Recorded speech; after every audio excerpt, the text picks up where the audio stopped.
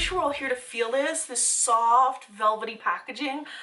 Why aren't more things made with velvet? Oh yeah, because they get dirty so quickly. My God. Anyway, guys, today I'm going to be doing a review on Anastasia Beverly Hills Modern Renaissance. I have some swatches for you. I've also filmed some tutorials for you guys.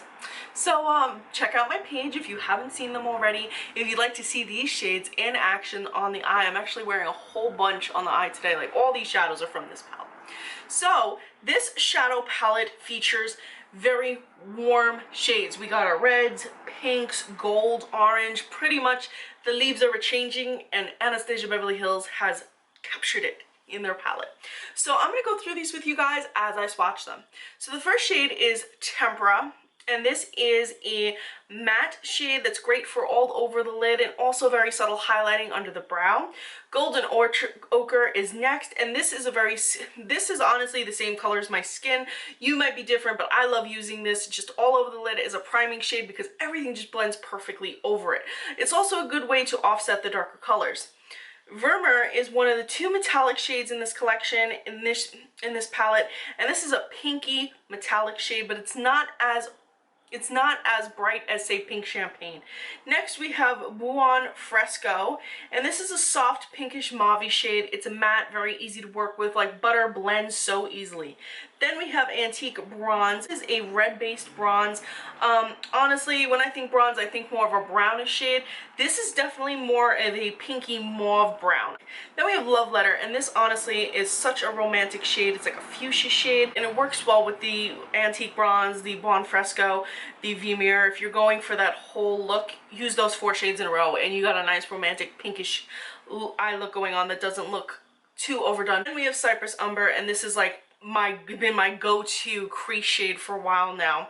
Then we have Raw Sienna. Again, very easy to use shade, smooth like butter, it's matte, great transitional shade, all over the lid shade. Then we have Burnt Orange. Again, all these shades are like have all the same purpose. Like, honestly, this is again good for all over the lid. Then we have Primavera. This is my favorite highlight shade of the palette. I like using this under my brow, the inner corner of my eye. I like layering this over the darker shades. I feel like there's nothing this shade can't do. It can go all over the lid, doesn't matter. I've even used this a little bit on my cheeks if I needed a touch up. Then we have Red Ochre, and honestly, if you're not a fan of red shadows, use this to layer. Put this in the crease, use it as a transitional shade with the browns and the orange, and you will find that you will love orange, reddish shades. Then we have Venetian Red, and this is more of, this kind of reminded me of Love Letter in that they're very similar in shade, except for Venetian Red is just a little bit more red, whereas Love Letter is a little bit more blue. Then we have Warm Taupe, and this is your classic go-to matte taupe. You can use this again in very many ways. Lid shade.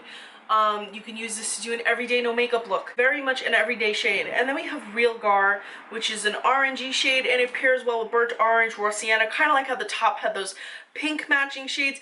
This goes Raw Sienna, Burnt Orange, Primavera, Real Gar, and you have a whole orangey look going on. So I feel like this palette offers a lot of different looks, whether you're going for the browns, orange, or red. Again, all very, very much colors for fall, romantic shades, everyday shades, date night shades. You get it with this palette, and because you have so many mattes and you do have the inclusion of those more metallic shades, you're gonna get a lot of different looks out of this, especially if you go the more traditional route.